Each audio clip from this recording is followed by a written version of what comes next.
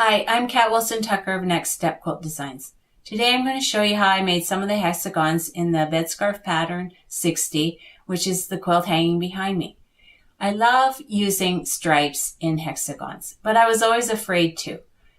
As it turns out, it is super easy to make. This is the first hexagon design that I'm going to demonstrate later using a different stripe fabric. It has 4 60-degree triangles and 1 diamond. As you can see, the stripes form the letter P. When you cut out this design, you will be cutting pieces for the next design at the same time. This hexagon also has 2 triangles and 2 diamonds that are opposite each other. The last hexagon looks like an asterisk. The 6 triangles are cut on the crosswise grain instead of the lengthwise grain. Play around with triangles, diamonds, and half hexagons to create new designs, or cut a whole hexagon.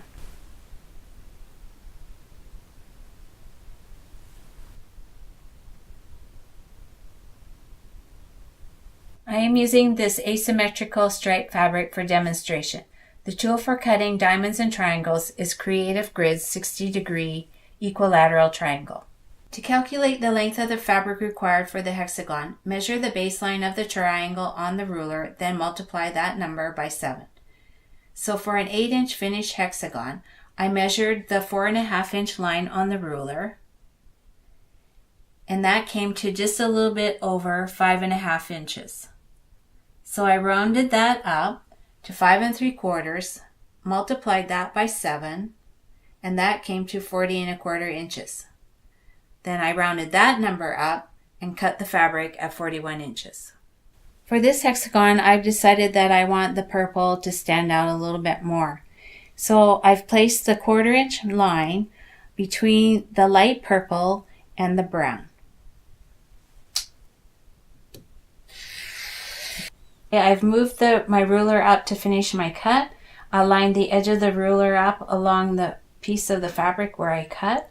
Put the 1/4-inch line again between the purple and the brown stripe, and now I'm finished the cut.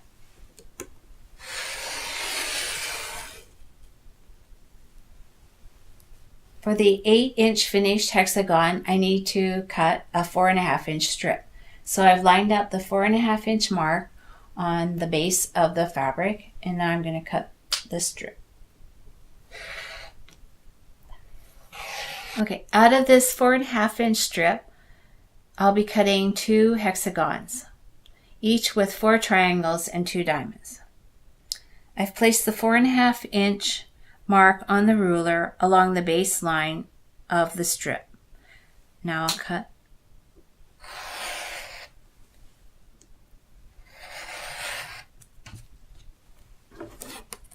Now what you do is you turn the ruler around and line the 4.5-inch line at the top and the edge of the ruler along where you just cut.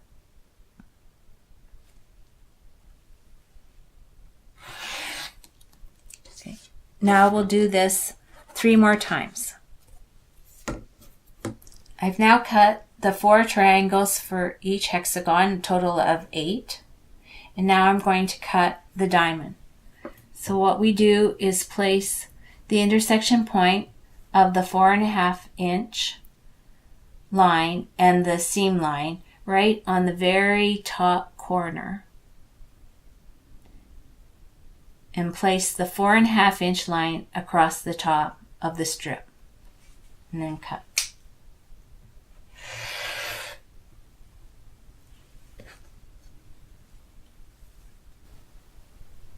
These are the pieces for the 2 letter P hexagons.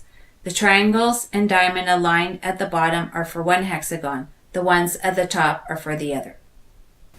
Before sewing, lay out the pieces. Don't worry about the gap, it should be there. Okay, I've laid out the hexagon. We'll sew 1/2 together and then the other half and then the 2 halves together. So first thing you do is take the 2 pieces. You see how all the stripes match up? Put a pin between the 2 lines here, pin it on the other side, and poke it through. You only need to do 3 or 4 of these for this size of triangle.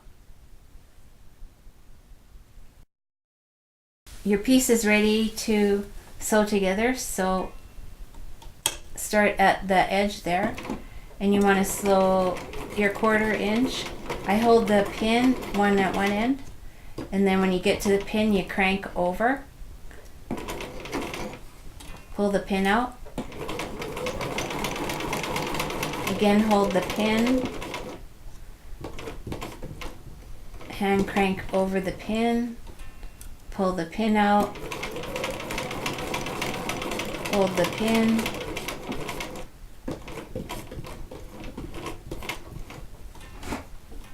okay, now I've sewn the 2 triangles together and I'm going to press the seams open. So what you do, you press once and then open this, and then when you flip it over, and this way you only have to pull back one seam because you've already pressed the other one to the side.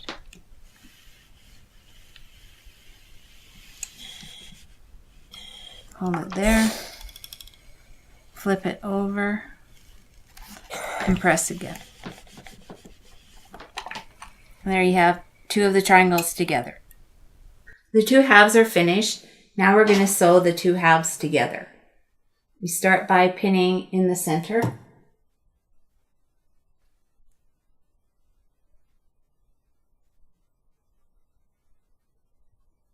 And then you want to put a pin on each side to stabilize the center.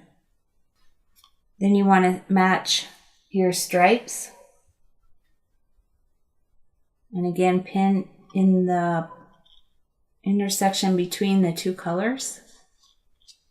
We'll begin by sewing where the stripes don't match so that the bias is on the bottom.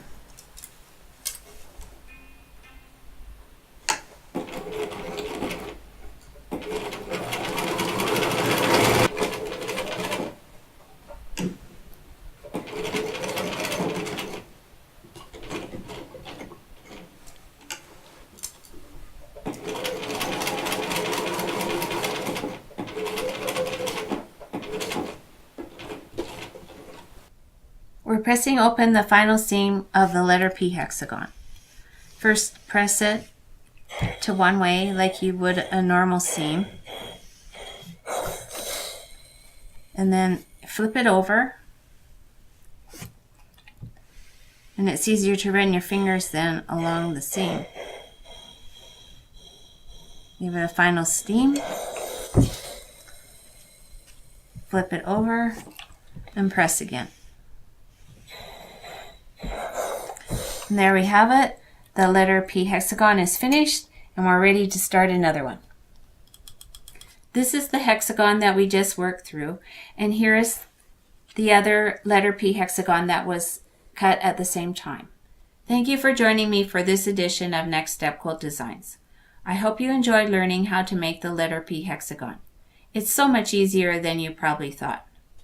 Check out my channel for more hexagon designs and other tutorials.